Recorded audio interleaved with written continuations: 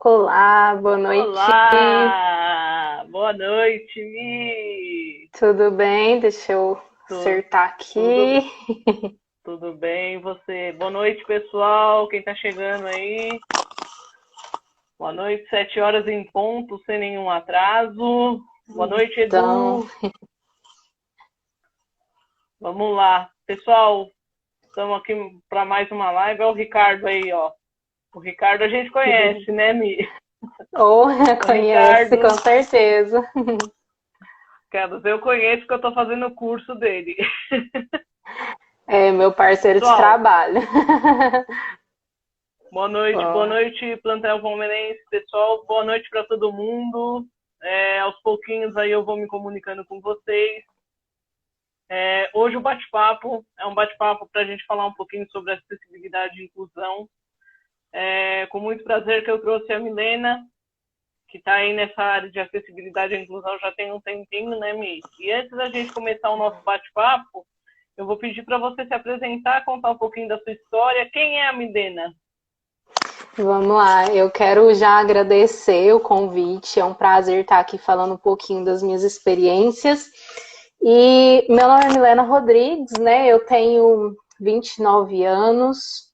Eu nasci com baixa visão, então, em decorrência de uma catarata congênita, eu tenho glaucoma congênito também. Então, desde criança aí, eu tenho que lidar com as questões de acessibilidade, de inclusão, na minha vida escolar, principalmente, né?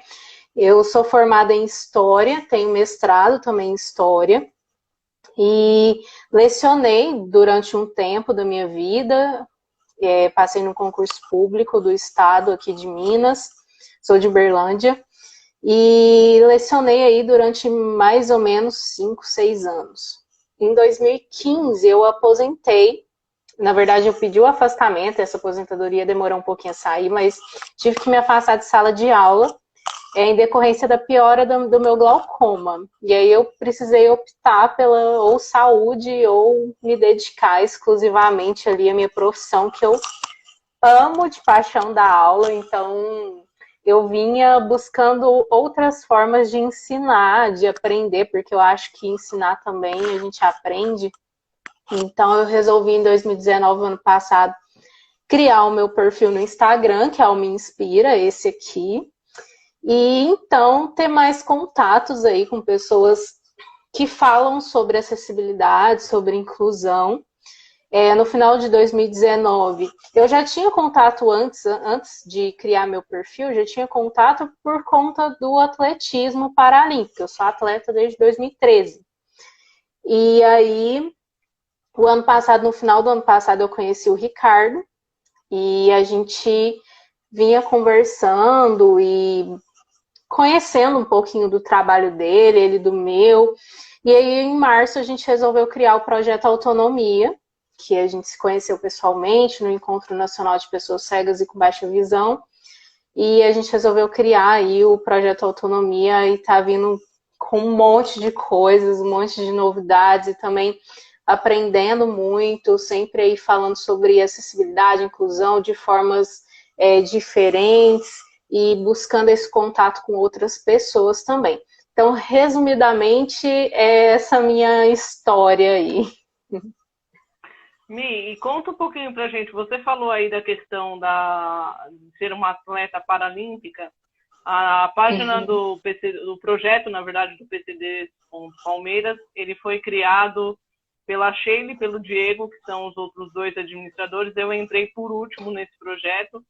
Mas o objetivo do nosso projeto, além, é claro, de falar da questão do futebol, de falar de Palmeiras, de falar das dificuldades de se ir até o estádio, tanto na parte de dentro do estádio quanto na parte de ter um transporte para chegar até o local, a intenção nossa também é falar um pouquinho sobre inclusão e acessibilidade e a questão do esporte de uma forma geral, né? Então, é muito bom para a gente receber você, que é uma paratleta, e eu queria ouvir um pouquinho de você, como é que é essa rotina de uma paratleta, que agora com essa pandemia está tudo parado, não se pode fazer nada, mas conta um pouquinho da sua história nessa área paralímpica. Eu vou contar a minha história com o esporte em si, porque eu sou uma apaixonada por esporte desde criança. E por incentivo dos meus pais, eu sempre estive em algum esporte. Passei pela natação, na escola pude fazer judô e praticar outro, até handball. Por mais que eu tivesse a baixa visão, hoje eu tenho sempre a minha visão do lado direito sempre foi muito mínima, era vulto, coisa pouca, e a esquerda um pouquinho melhor, mas hoje eu tenho menos de 10% do meu olho esquerdo. Então eu sempre gostei muito e tava ali sem às vezes ter acessibilidade nenhuma, uma bola com um sininho, com guiso ali não tinha, e mesmo assim eu tava jogando, tava no meio do pessoal. E isso me fez muito bem.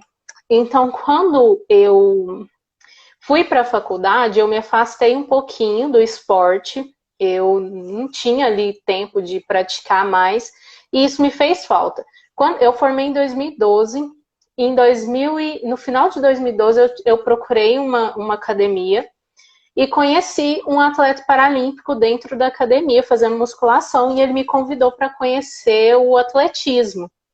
E na minha cidade, aqui em Uberlândia, tem uma estrutura muito boa, a gente usa a estrutura do SESC Gravatás, e aí eu fui lá, conversei com o pessoal, me apaixonei e resolvi entrar nessa aí de ser atleta e vamos ver como é que vai ser.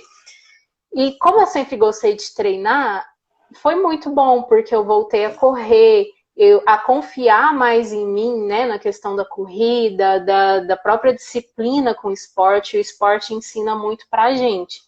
E agora, acho que principalmente nessa época ruim aí de pandemia, são muitas dificuldades. Eu passei aí por um momento que eu não estava conseguindo fazer atividade física nenhuma, não estava me adaptando, porque sou acostumada a ir para academia, sou acostumada a correr em rua, ou então na pista de atletismo, e aí eu me senti um pouco travada. Nossa, o que eu vou fazer? Como que eu vou fazer? E aí tem uma das modalidades de academia que eu faço, que é o jump, que eu sou apaixonada. E aí resolvi comprar um jump e trouxe para minha casa e tô fazendo em casa mesmo e tentando aí não perder o ritmo para depois que voltar. Porque por mais que eu não tenha um objetivo de ir para uma Paralimpíada, não é que eu não tenho esse objetivo. As provas que eu faço hoje, que é de corridas mais de fundo, que é ali 800 metros, 1.500, não tem para minha classe, agora mesmo eu explico um pouquinho sobre as classes, e o lançamento de disco também não tem. Então, acaba que o foco é mesmo em competições nacionais, estaduais, e isso já me deixa muito feliz em poder estar fazendo parte, ver ali cada dia mais os atletas se superando, eu me superando também, então isso é muito bom. O Felipe está na live, o Felipe é um amigo nosso, o Felipe é um dos professores da Conviver. E vou aproveitar que o Fê está na live. A gente tem feito algumas lives com os assistidos da Associação Conviver, né, que é onde ele trabalha como professor das atividades de educação física. Uma das maiores dificuldades mesmo, até o Felipe sempre trabalha isso, é a questão dessa parada na pandemia, da gente não ter mais a rotina de fazer atividade física na rua ou na academia, porque está tudo parado, não pode ter aglomeração. Como que foi para você, Mi? Você disse aí que comprou um jump para não perder o ritmo. Mas como que foi para você quando tudo começou? Que você tinha a sua rotina de atividade física, dentro daquilo que você estava acostumada, e ter que se readaptar e procurar uma nova atividade, né? O Felipe, por exemplo, ele está trazendo dicas através de vídeos que ele faz e posta nas redes sociais para ajudar as pessoas a fazerem atividades físicas com aquilo que elas têm em casa. Com você também é assim? Sim, eu no início, logo no início ali, quando parou tudo, eu tentei de alguma forma continuar com as minhas atividades físicas em casa. E aí eu consegui, mas aquilo parece que a gente vai passando os meses, vai passando os dias, parece que a gente sente a necessidade, né, de estar ali numa academia, num espaço com mais atletas. E aí eu travei, eu literalmente parei algumas semanas, acho que até deu um mês aí parada, sem fazer nada, porque eu não conseguia mais ter ânimo, acho que a questão é ânimo, me organizar também, ter uma rotina. E aí, por fim, eu falei assim, gente, eu não posso ficar desse jeito, porque eu gosto muito, faz bem, é pra saúde, não é só questão de ser atleta ou ter um corpo legal, nada disso, é por saúde. Então, eu fui buscar as alternativas e voltando aos pouquinhos.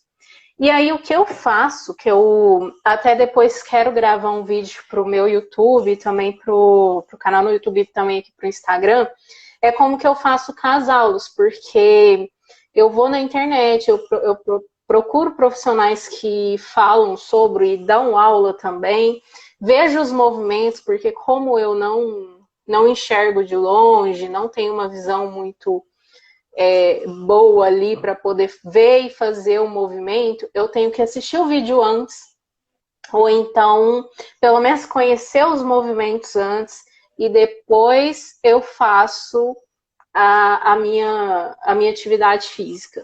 Então eu tive que me readaptar total e tô tentando ainda achar as melhores formas, mas agora eu acho que eu voltei ao meu foco de antes e tô. Mas foi, a princípio, foi muito difícil, não é fácil. E falando nessa questão da dificuldade, Mi, que é uma coisa que a gente está trabalhando muito nesse projeto, é trazer questões de acessibilidade e inclusão, vendo todo esse cenário que a gente tem, tá pensando como uma pessoa com deficiência, lembrando que eu, Roberta, também tenho uma deficiência, é uma deficiência física, uma hemiparesia direita. Então, a minha mobilidade do lado direito é reduzida, eu também tenho algumas adaptações que eu preciso fazer. Pensando nesse cenário, Mi, que você tem que sempre analisar cada movimento por conta da baixa visão, e porque precisam ser algumas coisas adaptadas por conta da sua baixa visão, você acha que o nosso mundo, a nossa sociedade, ela está preparada para trazer esse tipo de conteúdo adaptado nos dias de hoje? Não, ainda falta muito. Eu acho que, principalmente quando a gente vai para a internet procurar algum material ali, a gente percebe algumas, não sei se é falhas ou então porque as pessoas não têm a informação, né? Do que a outra precisa, de quem que está ali buscando aquele conteúdo. Porque como a gente está aí numa época de pandemia, onde o contato é só virtual, então tem muita informação. E nem toda a informação que está ali é acessível. Então, o que eu busco sempre e observo? Por exemplo, para mim que tem baixa visão, quanto mais o professor falar na aula dele, melhor para mim. Porque ele está falando o movimento, ele está apontando, vamos supor, 2 saltos, então ele fala 2 saltos, eu sei que são 2. Então, até nisso a gente precisa pensar em que a gente vai buscar, como que a gente vai fazer e onde está mais acessível. Às vezes, eu até encontrei uma professora de jump dando essas aulas, muito, muito legal a aula dela, justamente porque ela fala bastante na aula.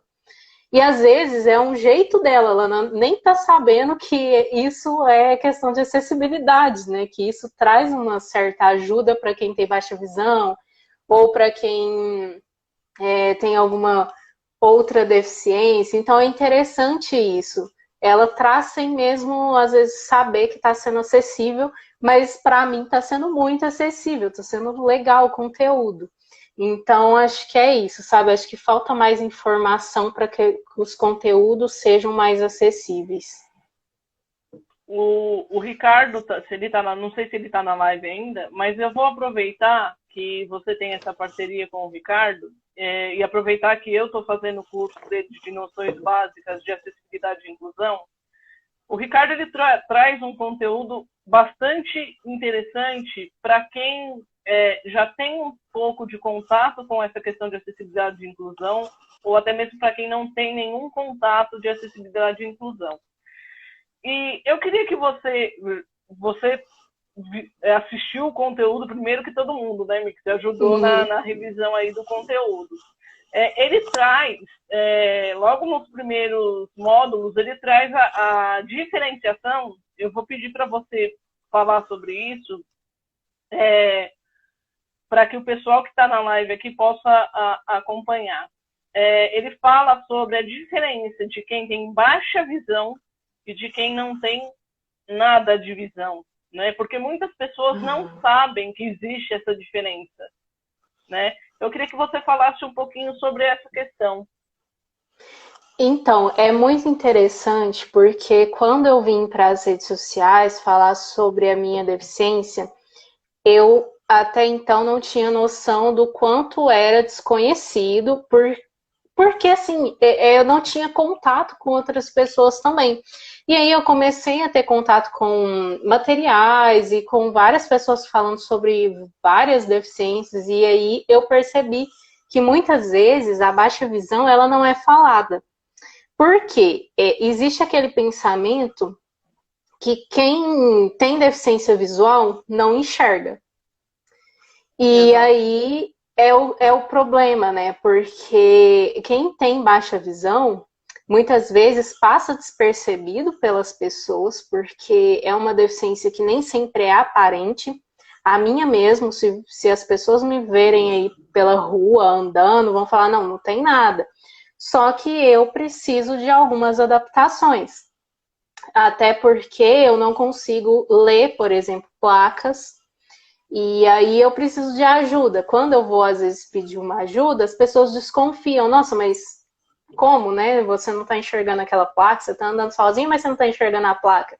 É aquele negócio, aquela coisa ambígua, né? As pessoas não entendem o que é. E a baixa visão, gente, ela é assim, as pessoas que têm, ela tem um resíduo visual, que é um pouquinho de visão, e essa visão, para elas, para quem tem a baixa visão, é muito importante, porque ajuda na locomoção, ajuda para ver algumas coisas. Eu, por exemplo, eu não uso leitor de tela. Muita gente me pergunta, não uso. O que eu faço é usar letras ampliadas no meu celular e também o brilho da tela, porque quanto mais brilho tiver, melhor.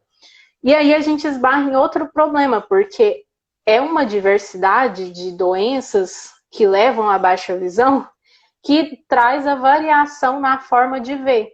Eu tenho amigos, por exemplo, que já não conseguem ver com brilho máximo. Então, eles precisam diminuir o brilho e, às vezes, até usar um leitor de tela, mas tenho baixa visão. E a minha visão, específica falando, ela é central. Eu consigo ver só no centro e só pelo meu lado direito, porque o meu lado esquerdo, porque o meu lado direito é cego. E eu já tenho amigos que conseguem ver pela periférica, só lateral. Então, às vezes, vai entortar o rosto para poder ler alguma coisa. Então, são adaptações. Inclusive, essa semana, eu fiz um teste, um aplicativo, e o pessoal tinha feito o aplicativo só para pessoas com deficiência visual total. E aí, assim que eu abri o aplicativo, eu já vi que a letra estava pequena. E aí eu já sugeri, eu falei assim, gente, esse aplicativo é para quem usa leitor de tela, não para quem tem baixa visão. E o baixa visão, geralmente, ele precisa de um contraste legal, porque ele consegue fazer leitura e precisa de uma fonte ampliada. Então, seria interessante trazer isso. E aí é bacana quando as pessoas vêm procurar saber e melhorarem nessas questões aí, porque ainda é pouco falado sobre a baixa visão. Uma coisa que eu tenho percebido muito, até por acompanhar o Ricardo nas redes sociais e agora começar a acompanhar você também. Aliás, achei muito interessante a live que você fez. A última live que você fez foi ontem, anteontem? Foi segunda-feira. Isso. Achei muito interessante, estou acompanhando vocês. E o Ricardo, através dos stories deles e da rede social, depois eu coloco aqui, pessoal, a rede social tanto da Milena, na hora que eu for deixar disponível o vídeo, a gente coloca a rede social de todos. O Ricardo tem trazido muito essa questão de que acho que talvez a grande dificuldade das pessoas de tornar tudo acessível e adaptado a todos é a falta de conhecimento e de treinamento para quem não tem a vivência, né? Para quem não tem a deficiência. Para você, Mi, você acha que é somente isso? Você atrelaria mais alguma coisa? Essa falta de acessibilidade, de preparo das pessoas, em preparar materiais ou adequar um espaço? Você atrelaria isso a quê? A mais alguma questão? Eu acredito que é bem o que ele traz mesmo. Eu acho que é a questão da falta de contato, de conhecimento, de informação das pessoas em relação a quem precisa. Ele traz uma parte muito bacana, que inclusive a gente estava escrevendo um texto e eu retomei algumas questões do curso, né? Que é sobre as necessidades específicas das pessoas. Para a gente entender que isso vai além das pessoas com deficiência. Então, eu acho que é justamente isso, a gente não pensar só em pessoas com deficiência, pensar também que a gente tem obesos, a gente tem idosos, a gente tem gestantes. Inclusive, a minha irmã estava gestante há pouco tempo, então ela passou por alguns problemas e aí teve o contato com outra realidade que até então ela não tinha. Agora, por exemplo, com a minha sobrinha pequenininha, Maria Alice pequena, com certeza ela vai passar por mais coisas, porque ela vai precisar andar com um carrinho de bebê, ela vai precisar andar sozinha, então ela vai entender as necessidades. Eu acho que é um pouco isso também, sabe? A gente entender e passar por aquela situação, e aí sim as coisas vão melhorar. Igual essa questão que eu citei do aplicativo foi muito interessante, porque são pessoas que não têm deficiência nenhuma, fazendo um aplicativo para um público que é deficiente visual, e aí eles tiveram a iniciativa de procurar uma pessoa que tem baixa visão para também acrescentar.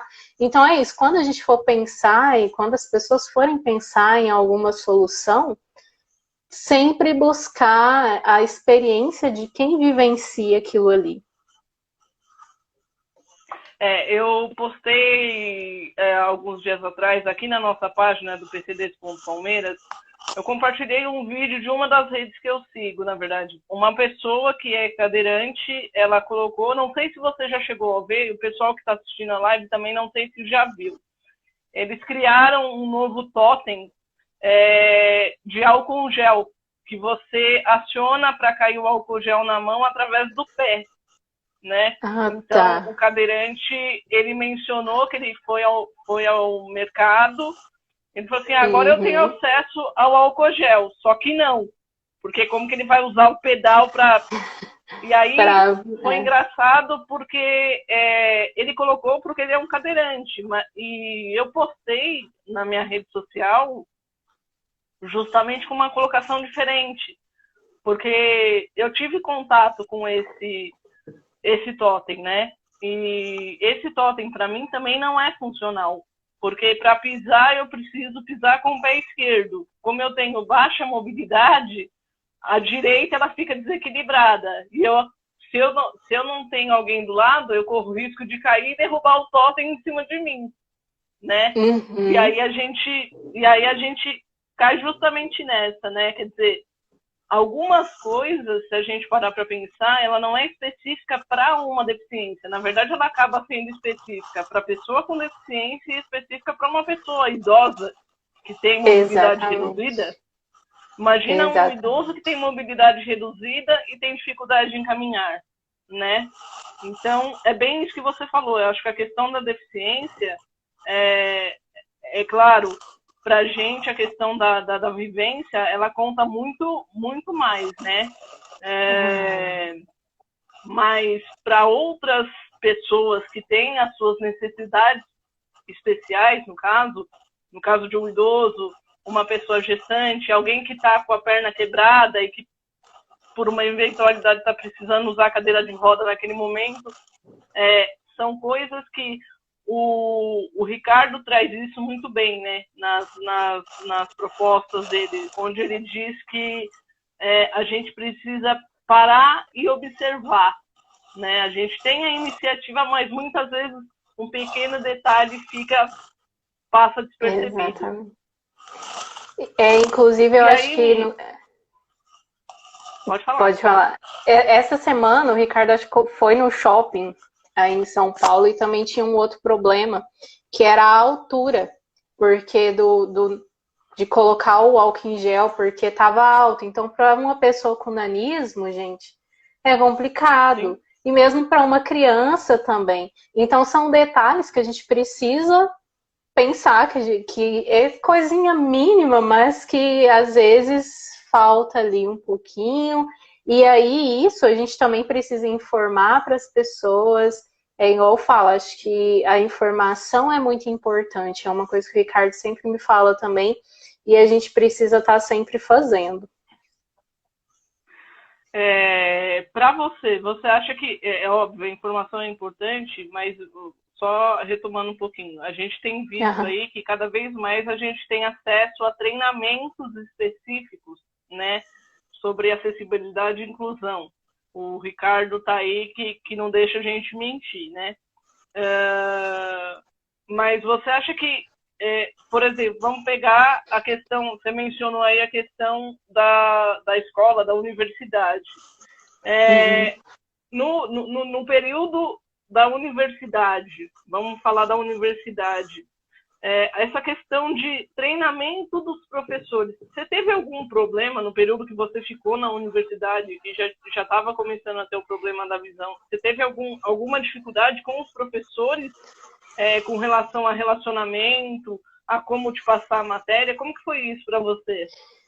Então, eu falo que eu tive muito privilégio em relação à minha educação, porque eu fiz a minha faculdade, meu mestrado, da Universidade Federal de Berlândia, e quando eu entrei, que não se falava tanto em acessibilidade e inclusão, mas já se falava, foi em 2008 que eu entrei na faculdade, já tinha um órgão especializado para atender alunos com deficiência.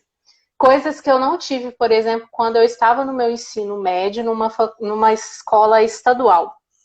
E na municipal já tive também, eu fiz meu ensino fundamental na escola municipal e tive também esse atendimento especializado, né, que ia ali mostrando alguns recursos, como que os professores iam fazendo, mas no estado eu não tive, então faltou muito durante o meu ensino médio. E na faculdade eu tive esse privilégio de ter contato direto com esse órgão, inclusive não tive grandes problemas, acho que só com uma professora que ela um pouco implicava com a forma que tinha que passar o material para mim, que era ampliado, ou então eu teria que fazer algumas coisas orais, né, falado.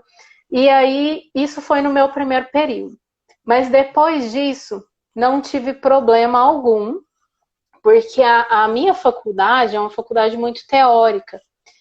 E a única coisa que eu precisava ali era os textos, às vezes em áudio ou ampliado, mas a maioria era áudio, porque era mais rápido. E aí o próprio chamava CEPAI na época, hoje parece que mudou o nome, depois eu tenho até que olhar. Eles gravavam o material para mim, me mandavam, eu só escutava e ia para a aula. E as aulas do curso de História são muito teóricas e só diálogo, é só debate. Então, tinha pouco uso de quadro, pouco uso de material extra, então não tive grandes dificuldades. Mas já se falava, já tinha aí um órgão especializado para isso, e foi muito importante. E eu acho que isso só melhorou. Inclusive, quando eu entrei na faculdade, um detalhe aí físico da universidade, não se tinha a estrutura adequada. As calçadas, gente, era terrível as calçadas, eu vivia tropeçando lá, era tudo cheio de árvore, e aí a gente batia nas árvores. E aí, logo durante o meu curso, durante os 5 anos, 4 anos e meio aí de faculdade, eles já começaram a mudar isso também. Eu até depois quero ir lá ver como é que tá a questão, porque eles tinham cometido alguns erros, e aí vão mudando aos poucos, mas estava adaptando sim a universidade para receber mais alunos com deficiência e pessoas aí com necessidades específicas. E com relação à parte de preconceito, Mi, você sofreu muito preconceito? Eu acho que um pouco, quando eu resolvi fazer a minha faculdade, eu escutei algumas coisas nesse sentido.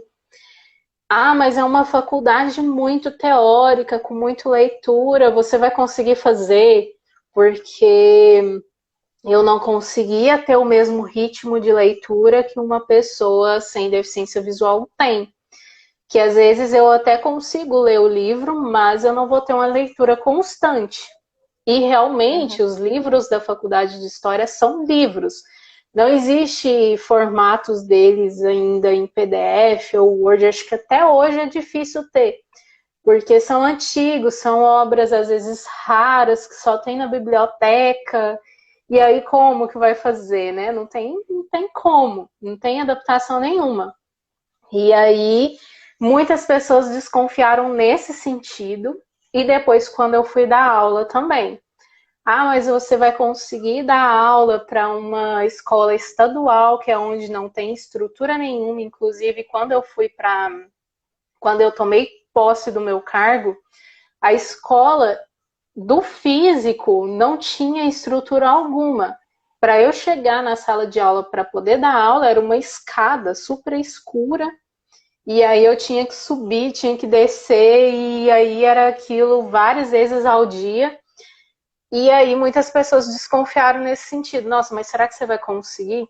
E aí eu consegui me readaptar, me adaptar ali. Eu fiz um reconhecimento da escola, eu fui várias vezes, fiz o mesmo caminho para poder gravar aquilo ali, não correr risco ali de cair ou de acontecer alguma coisa. Usar o quadro também, porque eu não era acostumada, e os estágios que eu fiz durante a faculdade foi em escola que tinha quadro negro ainda, com giz, e na escola que eu fui dar aula já era pincel. E aí eu também fiz alguns testes de cor de caneta para poder usar para os meus alunos, o tamanho da letra que eu ia fazer, e aí eu fui adaptando. Como que eu ia levar meu material para dar aula para os meus alunos? Aí a maioria era digital, já se usava muito celular, então eu pegava ali meu celular, jogava um material que eu tinha feito, e aí conseguia dar um zoom para passar no quadro para eles, e assim eu fui me virando e adaptando das melhores formas que eu fui achando. Foi eu mesmo que tive que fazer essas adaptações, porque realmente não se tem estrutura para receber aluno com deficiência e muito menos um professor com deficiência. E como é que era, falando nessa questão de aluno, como é que era para os alunos, com relação à sua relação com os alunos? Existia alguma curiosidade? Existia também a questão do preconceito? Como é que era essa relação sua com os alunos e dos alunos com você? Eu acho que quando eu comecei a dar aula, eu era muito nova, e aí, por incrível que pareça, eu fiquei realmente com um receio muito grande quando eu comecei a dar aula, e aí eles me respeitavam muito. Inclusive, eu nunca tive problema com alunos. Curiosidade, sim, mas como a deficiência visual que eu tenho, que é a baixa visão, não é tão aparente, às vezes eles pensavam assim, é só um óculos grosso. E aí alguns que já tinham, às vezes, uma sensibilidade maior ou que já tinham contato com pessoas com deficiência visual que vinham especificamente perguntar: ah, professora, o que a senhora tem, né? Aí eu não escondi nada e sempre falava, aplicava a prova sozinha na minha sala de aula ali com 30, 40 alunos, e aí nesse sentido a gente acaba desenvolvendo outras coisas, como a habilidade de ouvir, né? E eu sempre falava para eles, gente, eu estou ouvindo. E aí pegava cola, do mesmo jeito que um professor pega os alunos e aí isso, como se diz, é questão mesmo da sua segurança. Tem muita gente que me procura para saber nesse sentido, né? Ah, como que você fez? Eu tenho vontade de dar aula, mas eu tenho baixa visão. E eu sempre falo para a pessoa, gente, é você. Porque se você for com medo, aí o negócio não vai dar certo. Mas se você tiver segurança naquilo que você estiver fazendo, acabou. As pessoas vão te respeitar, os profissionais que estão dentro da escola vão te respeitar. Inclusive, quantas vezes eu ajudava professores que já estavam ali há anos a mexer com a questão da informática. Computador, ai, nossa, eu não fiz aqui, tá dando errado, o que eu fiz? Aí eu, não, deixa eu ver. Aí eu chegava lá no computador sem adaptação nenhuma, porque a gente já tem um senso, parece que a gente vai no rumo. E aí conseguia resolver o problema. E é muito bom, assim. Eu acho que vai mais da sua segurança. Até porque, como a gente sempre fala, né, antes da nossa deficiência, existe nós, ser humanos, né? Então, a gente é um ser humano, nós somos pessoas, e antes da nossa deficiência, as pessoas têm que acreditar no nosso potencial, né? Na nossa capacidade. Não é porque a gente tem uma deficiência que a gente não vai conseguir fazer determinada função. Pessoal, se vocês tiverem perguntas para fazer para a Milena, pode jogar a pergunta aqui. Ian, seja bem-vindo à página do PCDs.Palmeiras. A Sheila me sinalizou aqui que você é novo. Enquanto o pessoal prepara a pergunta aí, quem tiver pergunta, falando ainda um pouco dessa questão de relação com o outro, tá? Do outro para com a pessoa Milena, independente da deficiência. Se você pudesse enumerar, quais são as suas maiores conquistas? Eu acho que a minha maior conquista é a minha independência. Porque eu sempre falo isso porque até pela forma com que meus pais lidaram, foram ali desde criança, tiveram presente na minha vida. E quando isso também sempre cito. Quando eu nasci, na década de 90, não se tinha tantas informações como se tem hoje. Então, para os meus pais, era tudo novo. Não tinha ninguém ali para dar um apoio, não tinha como eles iam fazer. E aí eles foram fundamentais para que eu me tornasse uma pessoa muito independente. E aí, quando eu precisei ali sair e falar assim, não, agora eu preciso ser independente, eles me deram total apoio. E isso eu acho que foi a minha grande conquista, fora outras conquistas aí profissionais, né? Ter feito um mestrado com baixa visão, que não é fácil, realmente a faculdade de História ela é bem pesada. Já fiz especialização, acho que como atleta também, sempre me superando. Então, tudo isso se deve à minha independência, o que eu sempre quis, que era ter isso, sabe? Ter minha autonomia, poder andar sem medo. E aí, recentemente, que foi na viagem que eu conheci o Ricardo pessoalmente, eu fiz essa primeira viagem sozinha também, que até então eu sempre amo viajar, sempre viajando, mas nunca tinha feito sozinha. E isso foi uma conquista muito grande para mim, porque foi um desafio, né? Sair daqui de Berlândia, pegar um avião sozinha, chegar em São Paulo sozinha, São Paulo desse tamanho. E aí foi muito bom para mim. Já conhecia São Paulo, mas sempre acompanhada, nunca tinha feito sozinha. E eu acho que é uma das coisas assim que eu sou apaixonada nisso, nos desafios que eu tenho a cada dia. Nessa primeira viagem que você fez sozinha, conta um pouquinho pra gente como é que foi essa sensação. Primeira vez sozinha, quais foram os principais medos? Quando chegou aqui em São Paulo? Porque eu vou dividir uma coisa com você. Eu nunca viajei sozinha. Eu nunca viajei sozinha. Sempre estou ou com meus pais, ou com meus pais e minha irmã. Mas eu acho que eu sou uma pessoa que quando eu for viajar sozinha, eu vou ter receio de um monte de coisa. Para você, como é que foi? Por exemplo, o meu maior receio no aeroporto é na hora de pegar a mala. Imagina eu com mobilidade reduzida e o medo de derrubar a mala. Qual foi o seu maior receio? Eu acho que o meu maior era, assim, errar principalmente a questão dos portões, porque eu não enxergo. E aí, é claro, para ir de Uberlândia a São Paulo, vou contar um pouquinho como é que foi. Eu pedia o auxílio da companhia aérea.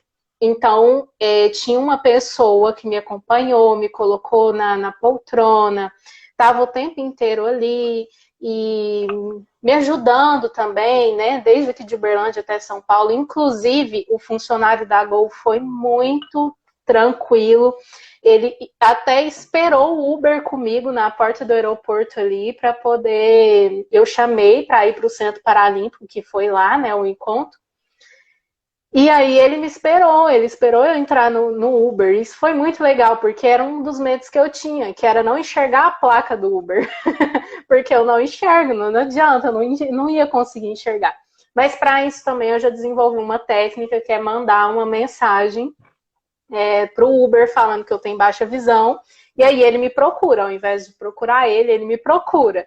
Então isso eu faço aqui em Uberlândia, quando eu preciso andar sozinha, e aí eu ia fazer isso também se ele não tivesse me levado até lá.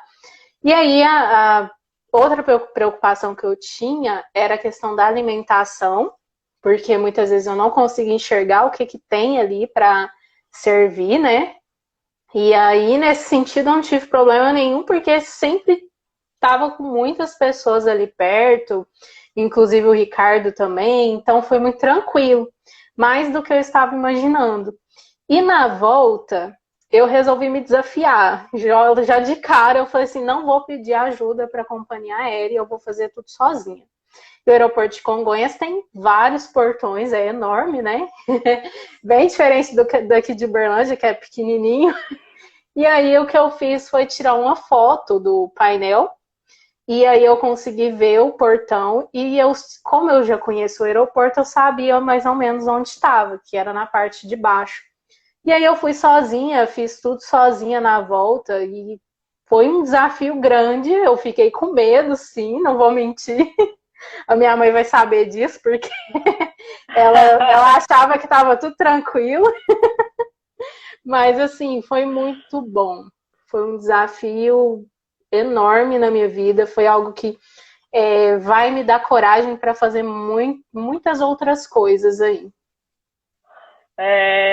O Diego, que é um dos nossos administradores, a Sheila tá te mandando um beijo. Ela um disse beijo. que tá amando conhecer a sua história. O Diego tá falando aqui. O Diego tá falando aqui. O Diego, que é o nosso administrador, ele é cadeirante. E ele tá falando aqui, eu só viajo com segurança. Porque não tem outro jeito. E você comentou algumas coisas aí que é interessante, né? Que nem você falou, no restaurante eu tava super tranquila, porque vira e mexe tinham pessoas em volta, tava com o Ricardo também. E acho que uma das principais dificuldades para quem tem deficiência, principalmente quando ela é uma deficiência de baixa visão ou de cegueira total ou de mobilidade reduzida, como são os locais, se eles são realmente adaptados para todo tipo de pessoa, né?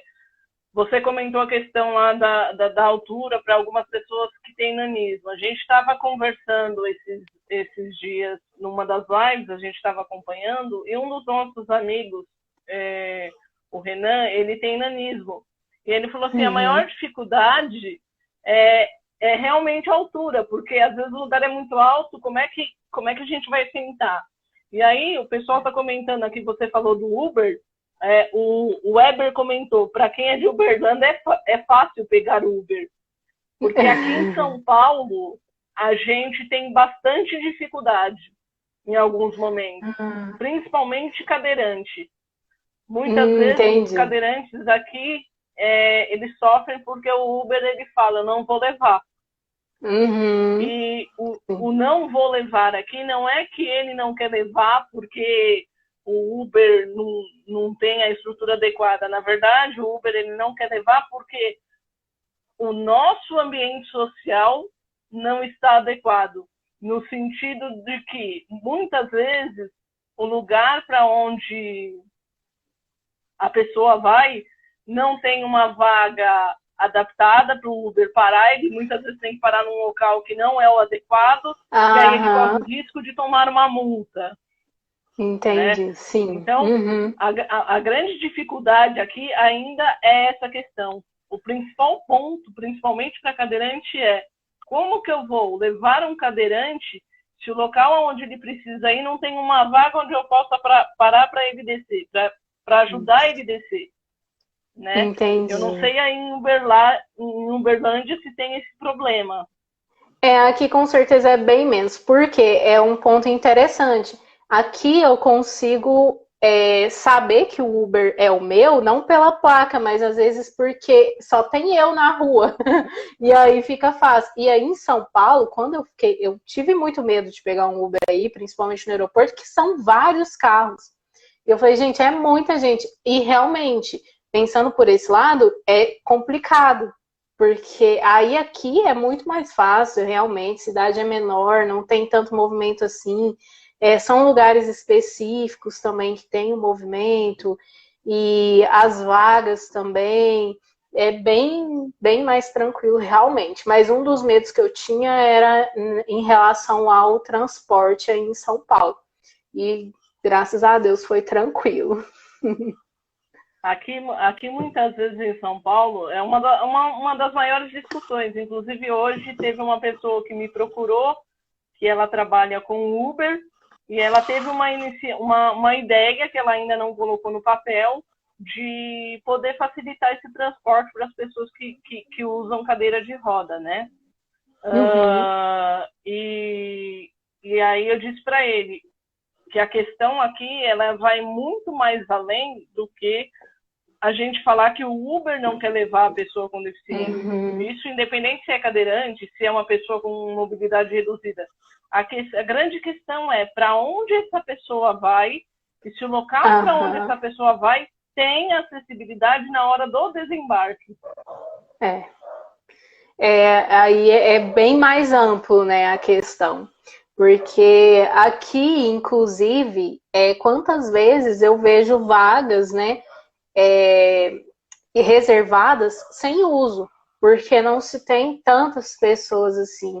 Inclusive, ou não se tem tantas pessoas dirigindo, né, ou usando as vagas, ou então horários específicos. Então, geralmente, para os lugares que tem que ir, se tem sim local para parar, é tudo acessível.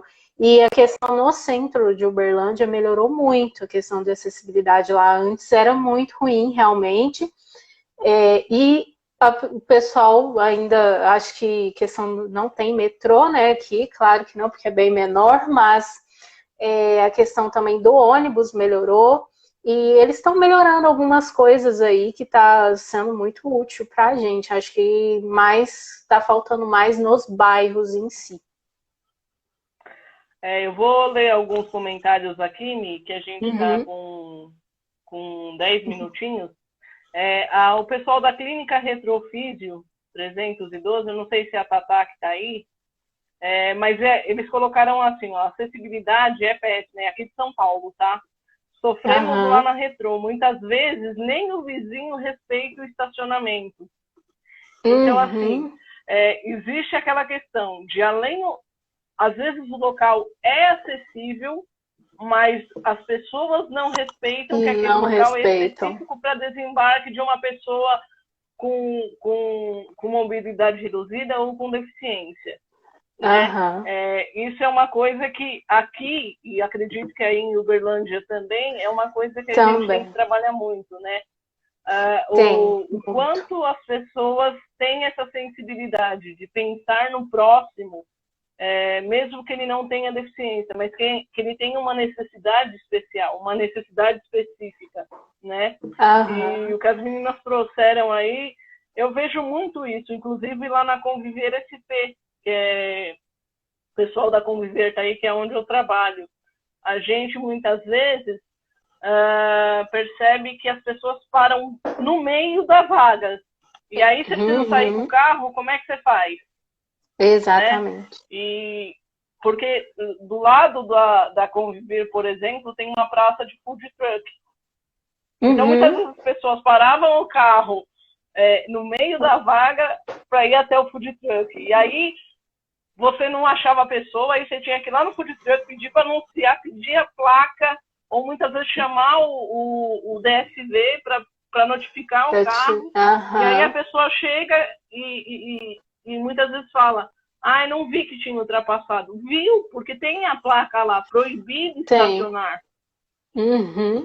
Né? E realmente. Então, acho que muitas das coisas que a gente conversou aqui, acho que foi muito rico. Eu espero que o pessoal que assistiu tenha gostado. Pelo que eu tenho lido aqui, acho que o pessoal gostou bastante. O Edu está falando aqui, ó, nem vaga de idoso respeitam aqui em São Paulo. É verdade, Edu. Nem vaga de idoso respeita. Bem lembrado. E é uma coisa engraçada, né? Isso porque hoje tem o cartãozinho, né? O cartão, você coloca no carro lá. Só que o grande problema é quem fiscaliza. Aqui em Uberlândia a gente ainda tá com sorte, entre aspas, aí, que a fiscalização anda bem presente. É coisa, às vezes, de 2 minutos que a pessoa para e aí já vem e já multa e como dizer, é ótimo, né? Tem que ser assim mesmo, porque não é 2 minutinhos, gente. A vaga tá ali, é reservada, não é para parar 2 minutinhos. É para ser respeitado. Exatamente. E aquilo que a gente sempre fala, né? Se fosse o contrário, se a gente fizesse isso, como que seria? Exatamente. Tem muitos vídeos na internet que mostram a situação contrária, né? Onde o cadeirante para na vaga do carro e deixa a cadeira lá. E aí o cara vai para estacionar e fala assim, e aí? É bem isso, eu acho que é muito complexo essa situação e as pessoas precisam, nossa, muito, muito de respeito ainda, entenderem que não é para fazer isso, não é para... Eu acho que, não sei, acho que nessa pandemia a gente está aí percebendo também o quanto as pessoas são sem consciência, né? Então é bem isso. A grande maioria. Mi, eu queria muito te agradecer por ter aceitado o convite. É muito gratificante conhecer a sua história, conhecer a sua trajetória, me identificar em algumas questões, né? E principalmente me sentir ainda mais encorajada para fazer coisas que eu ainda não fiz, que é, por exemplo, viajar sozinha, por uma questão de N motivos. Mas acho que para todo mundo que assistiu a live foi um bate-papo que enriqueceu todo mundo, que as pessoas puderam conhecer um pouquinho da sua história, da sua luta, né? E que é o objetivo aqui da página, do nosso projeto, trazer histórias que são marcantes, que ensinam, né? E que com certeza vai fazer com que as pessoas olhem para a questão de acessibilidade e inclusão cada vez com mais carinho, com mais atenção, né? E perceba que por trás de qualquer deficiência existe um ser humano, né? Não, com certeza. Eu agradeço demais a oportunidade de estar aqui falando um pouquinho sobre isso, que é muito importante. Quando fizer a viagem sozinho, compartilha, porque é muito bom, é muito gratificante esses desafios. E quando eu for a São Paulo também, quero conhecer o projeto, quero conhecer vocês. E até ir num jogo do Palmeiras junto, não sou palmeirense, gente. Eu torço pro Botafogo do Rio. Mas vai ser um prazer, porque eu amo esporte, eu amo estar falando sobre isso. E eu acho que a gente tem que levar esses assuntos mesmo. Então, convido todo mundo a poder falar sobre acessibilidade, inclusão, conhecerem aí esses projetos que só somam. É isso aí. Pessoal, eu vou deixar a live disponível no IGTV da página pcd.palmeiras. Vou deixar disponível lá no Facebook, tá? A live. Vou colocar também na descrição as redes sociais da Milena, para que vocês conheçam o trabalho da Milena, que é muito bacana. E junto dele também, convido vocês a conhecerem o trabalho do Ricardo, frente à questão de acessibilidade e inclusão, porque é um trabalho excepcional, ensina muito, dá para aprender muita coisa. E é isso, gente. Desejo boa noite para todo mundo aí. Vamos, que acessibilidade e inclusão tem muita coisa para a gente falar. É verdade. Beijo, e é isso aí, gente. Beijo, com Deus. Obrigada, gente. Tchau, tchau. Tchau.